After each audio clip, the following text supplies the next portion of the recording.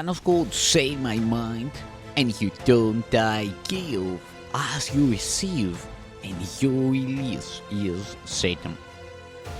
This is the part 302 in the series Christ's Forgiveness, How to Manifest Immortality. The little hydrants. Little hydrants can seem large indeed to those who do not understand that miracles are all the same. Yet teaching that is what this course is for. This is its only purpose, for only that is all there is to learn. And you can learn it in many different ways. All learning is a help or hydrants to the gate of heaven. Nothing in between is possible. There are two teachers only who point in different ways, and you will go along the way your chosen teacher leads. There are but two directions you can take, while time remains and choice is meaningful. For never will another road be made except the way to heaven. You but choose whether to go towards heaven or away to nowhere. There is nothing else to choose. Nothing is ever lost but time, which in the end is meaningless, for it is but a little hydrance to eternity, quite meaningless to the real teacher of the world. Yet, since you do believe in it, why you should waste it going nowhere, when it can be used to reach a goal as high as learning can achieve? Think not the way to heaven's gate is difficult at all. Nothing you undertake with certain purpose and high resolve and happy confidence, holding your brother's hand and keeping step to heaven's song, is difficult to do. But it is hard indeed to wander off, alone and miserable, down a road that leads to nothing and that has no purpose. God gave his teacher to replace the one you made, not to conflict with it. And what he would replace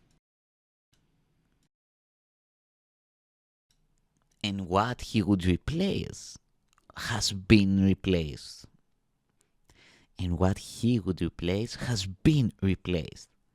Time lasted but an instant in your mind, with no effect upon eternity.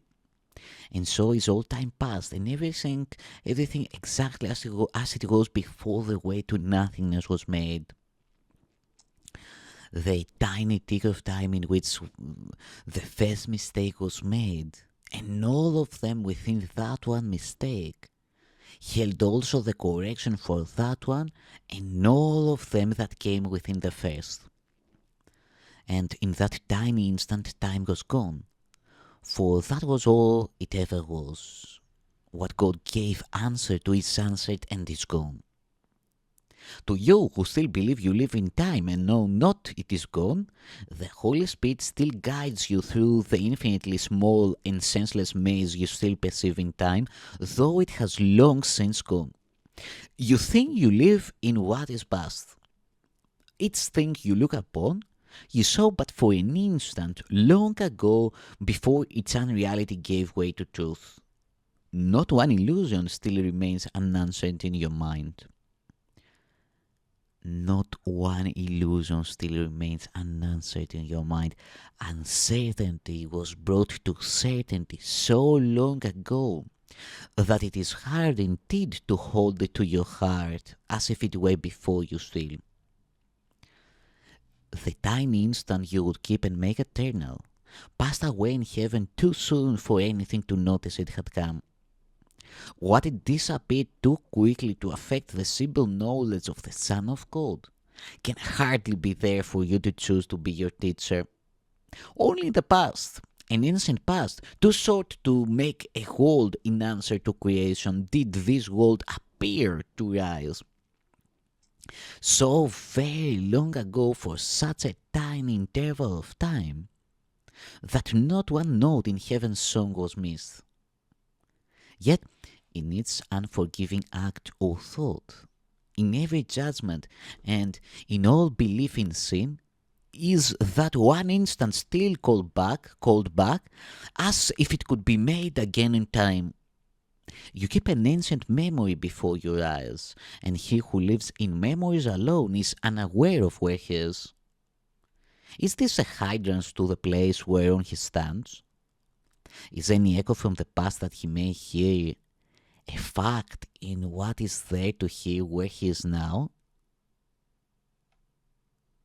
And how much can his own illusions about time and place affect a change in where he really is? The unforgiven is a voice that calls from out a past forevermore gone by, and everything that points to it as real is but a wish that what is gone could be made real again and seen as here and now in place of what is really now and here. Is this a hindrance to the truth? The past is gone and cannot be returned to you? And do you want that fearful instant kept when heaven seemed to disappear and God was feared and made a symbol of your head? Forget the time of terror that has been so long ago corrected and undone. Can sin withstand the will of God? Can it be up to you to see the past and put it in the present? You cannot go back. And everything that points the way in the direction of the past, but sets you on a mission whose accomplishment can only be unreal. Such is the justice your all-loving Father has ensured must come to you. And from your own unfairness to yourself has he protected you. You cannot lose your way because there is no way but his, and nowhere else can you go except to him. Would God allow his son to lose his way along a road long since a memory of time gone by? This course will teach you only what is now, a dreadful instant in a distant past, now perfectly corrected, is of no concern nor value. Let the dead be gone and peacefully forgotten. Resurrection has come to take its place, and now you are part of resurrection, not of death.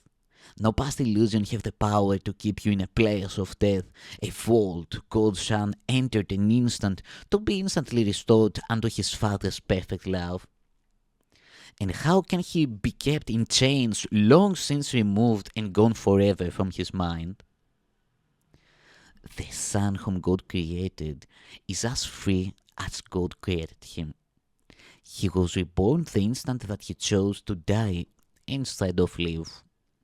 And will you not forgive him now because he made an error in the past that God remembers not and is not there? Now you are shifting back and forth between the past and present. Sometimes the past seems real, as if it were the present. Voices from the past are heard and then are doubted. You are like to one who still hallucinates but lacks conviction in what he perceives. This is the borderland between the worlds, the bridge between the past and present. Here, the shadow of the past remains, but still a present light is dimly recognized. Once it is seen, this light can never be forgotten. It must draw you from the past into the present where you really are. The shadow voices do not change the laws of time nor of eternity. They come from what is past and gone, and hinder not the true existence of the here and now. The real world is the second part of the hallucination. Time and death are real and have existence that can be perceived. This terrible illusion was denied in but the time it took for God to give his answer to illusion for all time and every circumstance. And then it was no more to be experienced as there. Each day, and every minute in each day, and every instant that each minute holds, you but relive the single instant when the time of terror took the place of love. And so you die each day to live again until you cross the gap between the past and present, which is not a gap at all. Such is life, a seeming interval from birth to death and on to life again, a repetition of an instant gone by long ago that cannot be lived. And all of time is but the mad belief that what is over is still here now. Forgive the past and let it go, for it is gone. You stand no longer on the ground that lies between the worlds you have gone on, and reach the world that lies at heaven's gate. There is no hindrance to the will of God, nor any need that you repeat again a journey that was over long ago. Look gently on your brother and behold the world in which perception of your hate has been transformed into a world of love.